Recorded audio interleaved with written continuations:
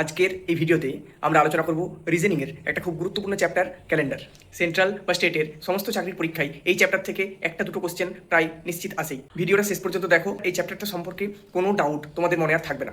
যারা আমার এই চ্যানেলে নতুন তারা চ্যানেলটা সাবস্ক্রাইব করে দিও এবং ভিডিওটা ভালো লাগলে লাইক এবং শেয়ার করবে। চলো শুরু করা যাক।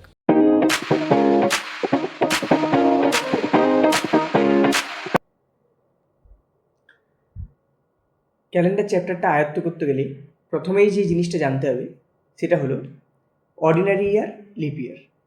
অর্ডিনারি ইয়ার হলো সেই বছরগুলো যেগুলো হয় 365 ডেজের, অর্থাৎ 365 দিন। এবং লিপ ইয়ার কোনগুলো? লিপ ইয়ার হলো সেই বছরগুলো যেগুলো হয় 366 দিনের। কোনগুলো 366 দিনের হয়? যেসব বছরে ফেব্রুয়ারি মাস হয় 29 দিনের, সেগুলো হয় 366 দিনের। কোন বছরগুলো হয়? দেখো, নর্মাল কোনো বছরের ক্ষেত্রে নর্মাল ইয়ার সেটা যদি ডিভাইডেড বাই 4 হয়, 4 দ্বারা যদি বিভাজ্য হয়, তাহলে সেই বছরটাকে বলবো আমরা লিপ ইয়ার। এবং সেই বছরগুলি যে ফেব্রুয়ারি মাস হয় 29 দিনের এবং মোট দিন হয় 366 দিন। এবং কোনো সেন্টেনারি ইয়ার অর্থাৎ 100, 200, 2000 এই ধরনের যে বছরগুলি, সেই সব বছরগুলির ক্ষেত্রে যদি ডিভাইডেড বাই 400 হয়, অর্থাৎ 400 দ্বারা যদি বিভাজ্য হয়, তাহলে আমরা বলবো লিপ ইয়ার। এখান থেকে তোমরা আমাকে কমেন্টে জানাও তো 200, এক সময় তো 200 ছিল, আজকে যেমন 2026 সাল, এক সময় তো ছিল 200 সাল। এই 200 এটা লিপ ইয়ার কি না নয়? লিপ ইয়ার, হ্যাঁ, ইয়েস অর নো, এটা তোমরা আমাকে কমেন্টে জানাবে। যেমন ধরো 2000কে যদি আমি 400 দিয়ে ডিভাইড করি, 4 5 20, অর্থাৎ এটা 400 দ্বারা ডিভিজেবল, তাহলে এই 2000 বছরটা হলো লিপ ইয়ার। এই বছরটি 366 দিনের। সেরকমভাবেই ধরো 2024 সাল, এটা নর্মাল বছর, তাহলে এটাকে 4 দিয়ে ডিভাইড করতে হবে। 4 দিয়ে এটা ডিভিজেবল কেন? আমি ডিভিজিবিলিটি রুল চ্যাপ্টারটাও পড়িয়েছি, আমি সেটা আই বাটনে দিয়ে দেবো, সেটা লিঙ্ক, সেটাও দেখে নিতে পারো। যদি কোনো সংখ্যার লাস্ট দুটো ডিজিট 4 দ্বারা ডিভিজেবল হয়, তাহলে পুরো সংখ্যাটা 4 দ্বারা ডিভিজেবল হয়। এখানে 24 4 দ্বারা ডিভিজেবল, তাহলে পুরো সংখ্যাটাই 4 দ্বারা ডিভিজেবল। তাহলে 2024 সাল একটা লিপ ইয়ার এবং এটা হবে 366 দিনের। এটার কি ইম্পর্টেন্স আছে সেটা তোমরা আস্তে আস্তে বুঝতে পারবে, কিন্তু এটা জানা খুব প্রয়োজনীয়। এটা আশা করি তোমরা বুঝতে পেরেছো। Repetition of a day. Repetition of a day বলতে আমি কি বোঝাতে চাইছি? ধরো আজ হলো 27 তারিখ, 27/6/2026, যখন আমি ভিডিওটা রেকর্ড করছি সেটা 27 তারিখ। আজ হলো কি বার? শনিবার, স্যাটারডে। তাহলে নেক্সট স্যাটারডে আবার কতদিন পরে? নেক্সট স্যাটারডে হবে +7, অর্থাৎ 27-এর সাথে +7 যোগ করলে কত হয়? 34। মাসটা কত দিনের? 30 দিনের, অর্থাৎ 4 তারিখ, 4 জুলাই হবে আবার স্যাটারডে। দেখি,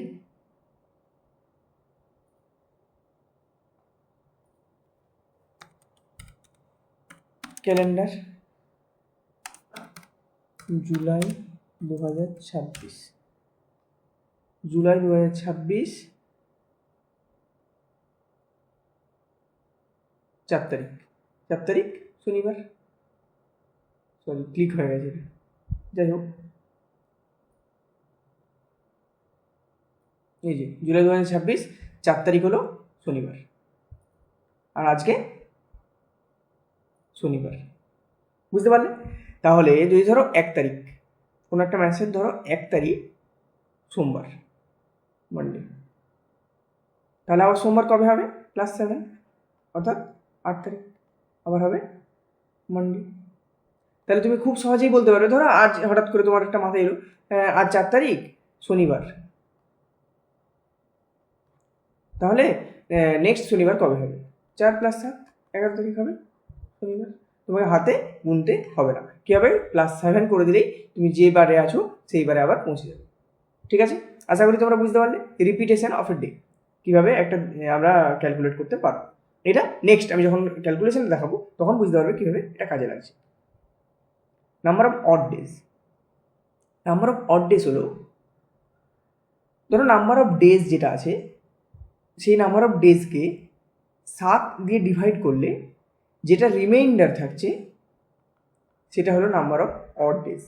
যখন আমরা 7 দিয়ে ডিভাইড করছি, ডিভাইডেড বাই 7, যেটা রিমাইন্ডার থাকছে বা ভাগশেষ থাকছে সেটা হলো নাম্বার অফ অড ডেজ। কীরকম?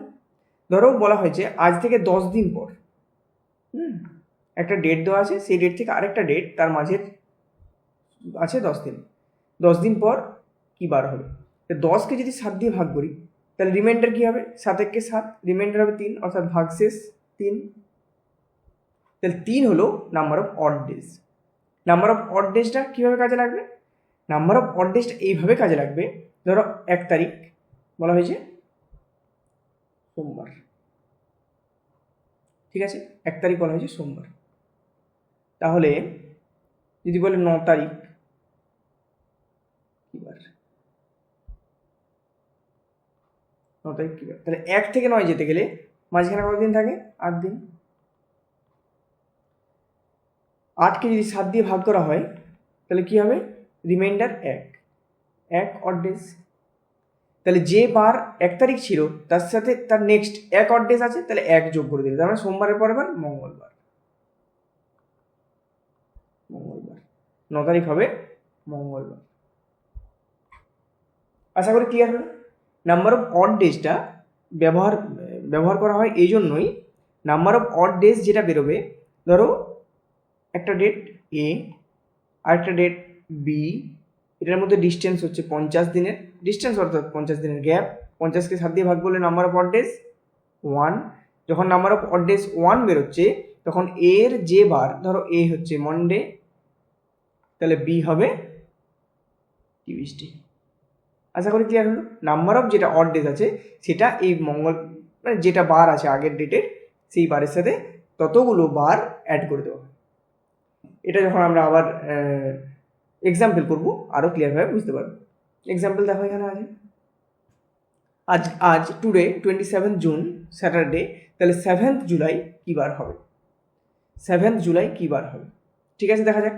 তাহলে 27 জুন থেকে 7th জুলাই যেতে গেলে কতগুলো দিন হচ্ছে?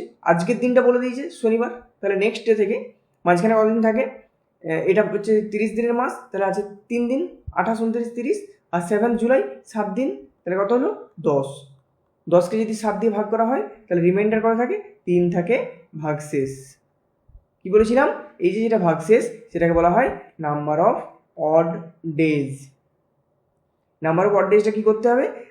এটা যেটা বার আছে সেই বারের সাথে ততগুলো বার অ্যাড করতে হবে। তাহলে +1 হলে সানডে, +2 হলে মানডে, এখানে কি আছে? +3, তাহলে কী হবে? টিউসডে।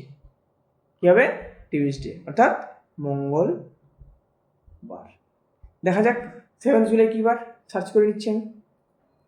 জুলাইয়ের তো ক্যালেন্ডারটা বের করা আছে, 7 জুলাই মঙ্গলবার, জুলাই 2026, 7 জুলাই মঙ্গলবার। আশা করি বুঝতে পারলে।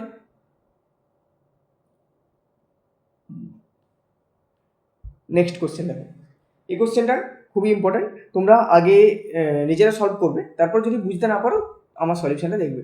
এটা WBSC মিসলেনিয়াস 2023 সালে যে প্রিলিমিনারি এক্সামটা হয়েছিল সেই প্রিলিমিনারি এক্সামে এই কোশ্চেনটা এসেছে। কি কোশ্চেনটা কি আছে? কোশ্চেনটা আছে 12 January 2024 is Friday, then what will be the 7th June of 2025। 12ই জানুয়ারি 2024 ছিল ফ্রাইডে, তাহলে 7th জুন 2025 কী বার? দেখো 2024 প্রথমে দেখতে হবে একটা বছর থেকে আরেকটা বছরে যাচ্ছি, তাহলে সেই বছরটা লিপ ইয়ার কিনা সেটা জানতে হবে, কারণ লিপ ইয়ার হলে ফেব্রুয়ারির দিন সংখ্যাটা চেঞ্জ হবে।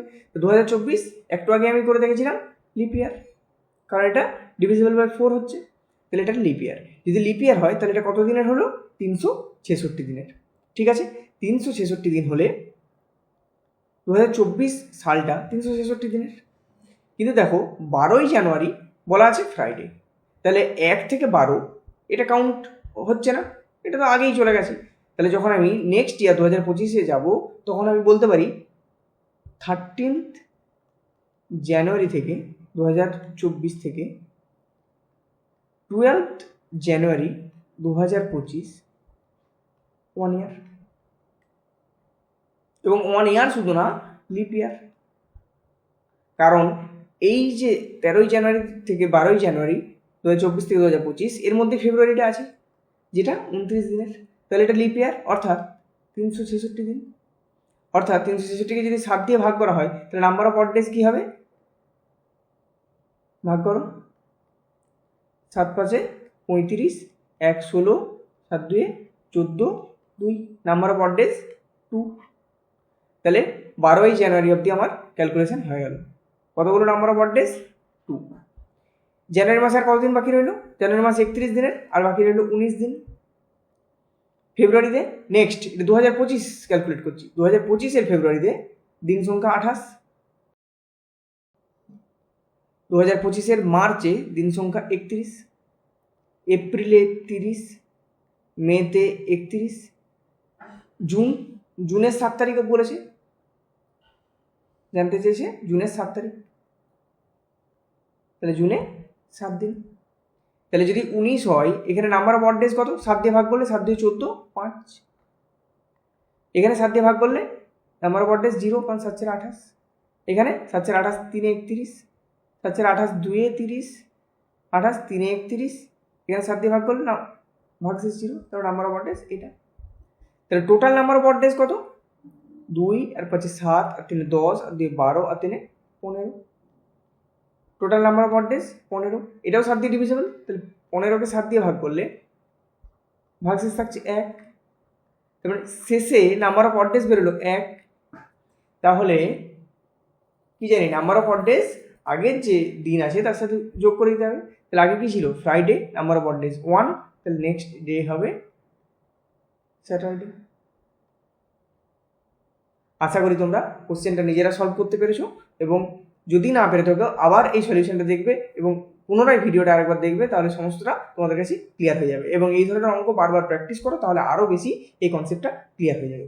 যদি বুঝতে না পারো তাহলে কমেন্টে আমাকে জানাবে কোন জায়গাটা সমস্যা হচ্ছে, আমি সেই জায়গাটা ক্লিয়ার করে দেওয়ার চেষ্টা করব। নেক্সট দেখো, এখানে days on a random date. ধরো আমি এতক্ষণ যেগুলো দেখালাম সেগুলো কি?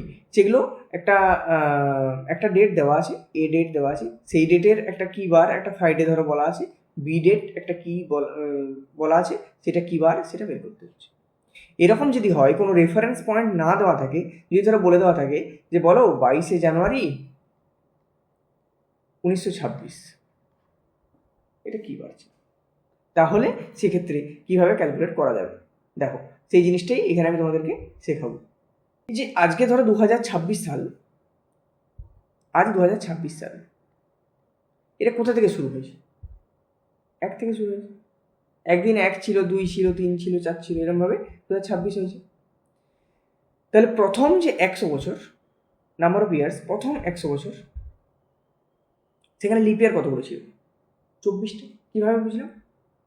প্রথম লিপ ইয়ার শুরু হয়েছে 4 থেকে, কারণ এটা 4 দিয়ে ডিভিজিবল, 4 8 12, এভাবে ডট ডট ডট ডট, প্রথম 100-র মধ্যে লাস্ট 96। এরপর তো 100 লিপ ইয়ার না, কারণ কি, যে বছরগুলো সেন্টেনারি অর্থাৎ শতবর্ষ, সেগুলো 400 দিয়ে ডিভিজিবল হতে হবে। 100 কিন্তু 400 দিয়ে ডিভিজিবল নয়, তাহলে 100 নট আ লিপ ইয়ার। তাহলে 1 থেকে 100, প্রথম 100-এর মধ্যে লিপ ইয়ার আছে কতগুলি? 24টি। তাহলে প্রথম 100 বছরে নাম্বার অফ অড ডেজ কতগুলি আছে দেখো। যখন একটা বছর নর্মাল দিনের হয়, অর্থাৎ কত দিনের হয়? 365 দিনের, সেক্ষেত্রে নাম্বার অফ অড ডেজ কতগুলো হবে?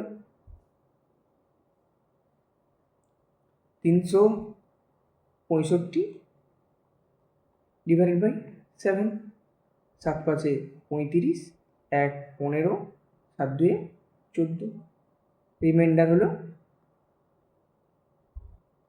1। তাহলে নর্মাল 365 দিনের যেগুলো বছর, সেটার ক্ষেত্রে রিমাইন্ডার হচ্ছে 1। তাহলে 100টা বছর, 100টা বছরের জন্য রিমাইন্ডার 100 প্লাস 24 যেটা লিপ ইয়ার, সেই লিপ ইয়ারে আরও একটা করে অড ডেজ আছে, কারণ সেই বছরগুলো হয় 366 দিনের, আরও এক্সট্রা করে একটা অড ডেজ আছে। তাহলে 24টার জন্য আরও 24টা, তাহলে টোটাল অড ডেজ হলো 124। 124কে 7 দিয়ে ভাগ করলে রিমাইন্ডার থাকে 5, তাহলে প্রথম 100 বছরে নাম্বার অফ অড ডেজ থাকে 5টা। নেক্সট 100 বছর অর্থাৎ প্রথম 200 বছরে সিমিলারলি লিপ ইয়ার ধরেও করা যাবে। যেমন 100 বছরে 24টা লিপ ইয়ার ছিল, সেরকম 200 বছরে 48টা leap year, total number of odd days 248 divide by 7, remainder বের করা যাবে। এছাড়া এভাবেও করা যায়, প্রথমে তো ক্যালকুলেট করে দেখলাম প্রথম 100 বছরে 5টা নাম্বার অফ অড ডেজ হচ্ছে, তাহলে প্রথম 200 বছরে নাম্বার অফ অড ডেজ হবে 10টা, সেটা যদি 7 দিয়ে ডিভাইড করি রিমাইন্ডার হবে 3, তাহলে রিমাইন্ডার 3, প্রথম 200 বছরে রিমাইন্ডার 3। তাহলে 300 বছরে কী ধরেছিলাম 5, প্রত্যেকটা 100 বছর 5টা করে অড ডেজ, তাহলে 5টা করে অড ডেজ হলে 5 5 5 15 ডিভাইড বাই 7, রিমাইন্ডার 1। তাহলে প্রথম 300 বছরে নাম্বার অফ অড ডেজ 1টা।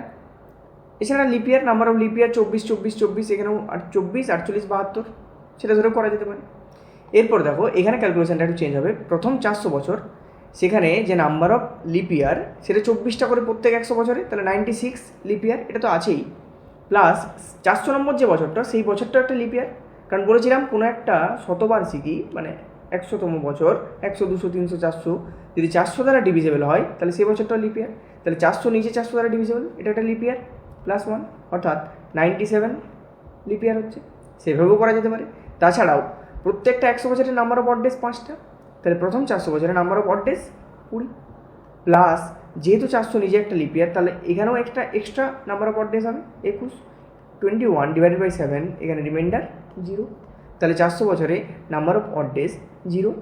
এই কনসেপ্টটাকে কাজে লাগিয়ে আমরা কিন্তু খুব ভালোভাবে অঙ্কগুলো করতে পারবো। দেখো প্রথম 400 বছরের নাম্বার অফ অড ডেজ 0, তাহলে 800 বছরের নাম্বার অফ অড ডেজ 0, 1200 বছরের নাম্বার অফ অড ডেজ 0, 1600 বছরের নাম্বার অফ অড ডেজ 0, 400 400 400 যেগুলো হবে নাম্বার অফ অড ডেজ হবে 0। এগুলোকে রেফারেন্স পয়েন্ট হিসেবে কাজে লাগিয়ে আমরা সলভ করতে পারবো। এরপর একটা জিনিস আছে, সেটা জানা খুব দরকার। আগে যেরকম বলেছিলাম নাম্বার অফ অড ডেজগুলো কী হতো, যখন ধরো একটা রেফারেন্স পয়েন্ট আছে, রেফারেন্স ডেট এ, সেটাকে কেন্দ্র করে আমি বি ডেটের যে দিন বা কি ডে হচ্ছে সেটা বের করছি, তখন নাম্বার অফ অড ডেজ এ ডেটের যে তারিখ যে বার হতো সেই বারের সাথে যোগ করে দেওয়া হতো, তাহলে আমরা বের করতে পারতাম। কিন্তু এক্ষেত্রে যেহেতু কোনো রেফারেন্স পয়েন্ট নেই, সেক্ষেত্রে আমাদেরকে ধরতে হবে 1 সোমবার, 2 মঙ্গলবার, 3 বুধবার, 4 বৃহস্পতিবার, 5 শুক্রবার, 6 শনিবার, 0 রবিবার। তাহলে 1 যদি সোমবার সেটা মনে রাখো, তাহলে সেখান থেকেই তুমি পরপর রেফারেন্সগুলো পেয়ে যাবে। এই রেফারেন্স এইটাকে কেন কাজে লাগানো হচ্ছে, কারণ এখানে কোনো রেফারেন্স পয়েন্ট নেই। এখানে আমাদেরকে প্রথম 100 বছর, প্রথম 200 বছর, প্রথম 300 বছর, প্রথম 400 বছর এই রেফারেন্সকে কাজে লাগিয়ে ডেটগুলো বের করতে হবে। চলো একটা কোশ্চেন সলভ করলে তোমাদের এই ধারণাটা আরও পরিষ্কার হবে। এক্সাম্পলটা সলভ করি। 15ই আগস্ট 1947 কী বার ছিল? তাহলে 1947-এ পৌঁছাতে গেলে আমি আগেই বললাম 100 200 300 400 এটাকে ব্যবহার করতে হবে। কীভাবে ব্যবহার করবো? 1947 এটাকে লিখতে পারি 1600 প্লাস 300 প্লাস 46 প্লাস 47তম বছরের 1 জানুয়ারি থেকে 15 আগস্ট। যখন number of odd days calculate করব তাহলে 1946 সাল অবধি number of odd days calculate করে নেব। তারপর 1947 এই বছরটার 1 জানুয়ারি থেকে 15 আগস্ট, কারণ 1947 সালের পুরো বছরটার নাম্বার অফ অড ডেজ আমার ক্যালকুলেট করার কোনো প্রয়োজন নেই। সেক্ষেত্রে 1600 অর্থাৎ 4 মাল্টিপ্লাইড বাই 400 ইকুয়ালস টু 1600।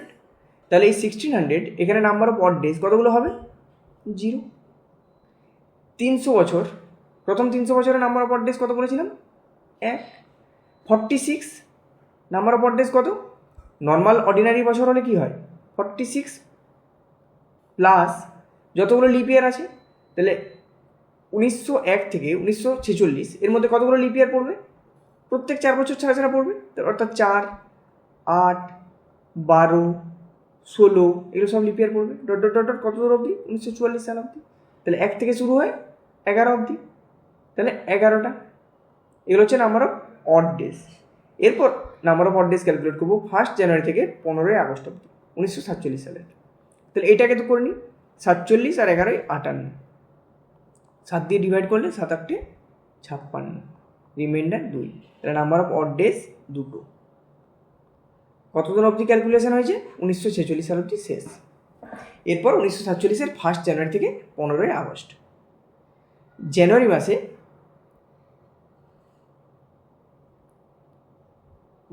মাসে নাম্বার অফ ডেজ 31, ফেব্রুয়ারি মাসে 28, এটা লিপিয়ার না তাই, মার্চে 31, এপ্রিলে 30, মেতে 31, জুনে 30, জুলাই 31, কোথায় পৌঁছাতে হবে? 15 আগস্ট, তাহলে 15 দিন। ঠিক, এখানে 7 দিয়ে ভাগ করলে 7 4 28, রিমাইন্ডার থেকে 3, তাহলে নাম্বার অফ অড ডেজ এখানে 0, এখানে 3, এখানে 2, এখানে 3, এখানে 2, এখানে 3, এখানে 1। 7 দিয়ে ভাগ করলে যেগুলো রিমাইন্ডার হবে সেটাই নাম্বার অফ অড ডেজ লিখেছি। টোটাল কত হবে? 3 + 3 6 + 2 8 + 3 11 + 2 13 + 3 16 + 1 17। আর আগের কত ছিল? আগের ছিল 2, তাহলে total number of odd days হলো 19, অর্থাৎ নাম্বার অফ অড ডেজ হলো 19টি। যদি 19কে 7 দিয়ে ডিভাইড করা হয় তাহলে 7 2 14, নাম্বার অফ অড ডেজ থাকে 5টি। তাহলে এটা ক্যালকুলেশন শেষ, সব শেষে পাওয়া গেল নাম্বার অফ অড ডেজ 5। কী বলেছিলাম? 1 হলো মানডে, 2 হলো টিউসডে, 3 হলো ওয়েডনেসডে, 4 হলো থার্সডে, 5 হলো ফ্রাইডে। তাহলে 1947 সালের 15 আগস্ট ফ্রাইডে ছিল। 15th August 1947 which day? Friday. 15th August 1947 Friday. আশা করি তোমাদের কাছে কনসেপ্টটা ক্লিয়ার হলো। তাহলে যদি কনসেপ্টটা ক্লিয়ার হয়ে থাকে তাহলে তোমরা তোমাদের যে ডেট অফ বার্থ, ধরো তোমার জন্ম 10th অক্টোবর 1997, এই ডেটটি কী বার ছিল? হুইচ ডে ইট ওয়াজ? এটা তোমরা ক্যালকুলেট করে কমেন্টে জানাও। তোমাদের এই 10th অক্টোবর 1997টাও বলতে পারো, অথবা তোমরা কমেন্টে তোমাদের ডেট অফ বার্থ DOB লিখে ডেট অফ বার্থ লেখো এবং সেটা কী বার ছিল এবং সেটা তোমরা যে এটা ক্যালকুলেট করেছো সেটা লিখে ডেটা লিখে নাও। আশা করি তোমাদের কাছে সম্পূর্ণ কনসেপ্টটি খুব ভালোভাবে ক্লিয়ার হয়েছে। তোমাদের কোনো জায়গায় যদি কোনো ডাউট থেকে থাকে তোমরা সেটা আমাকে কমেন্টে জানাতে পারো এবং সেটা আমি ক্লিয়ার করার চেষ্টা করব। যারা এই ভিডিও শেষ অবধি এসছো তাদের জন্য বলি, তোমাদের যদি কোনো কোয়ারি থাকে তোমরা আমাকে এই নাম্বারে হোয়াটসঅ্যাপ করতে পারো। I will try to attend you, কিন্তু সাথে সাথে হবে না, আমি তোমাদেরকে রিপ্লাই দেওয়ার চেষ্টা করবো। 9593957090, এটা আমার হোয়াটসঅ্যাপ নাম্বার। তোমরা আমাকে হোয়াটসঅ্যাপে কন্ট্যাক্ট করতে পারো, আমি তোমাদেরকে হেল্প করার সাহায্য করব। এবং যারা এতদূর অবধি ভিডিওতে এসছো তাদের যদি ভিডিওটা ভালো লেগে থাকে তাদেরকে বলবো আমি ভিডিওটা লাইক, শেয়ার এবং যদি চ্যানেলটা সাবস্ক্রাইব করা না থাকে তাহলে চ্যানেলটা সাবস্ক্রাইব করার জন্য অনুরোধ করব। দেখা হবে নেক্সট ভিডিওতে।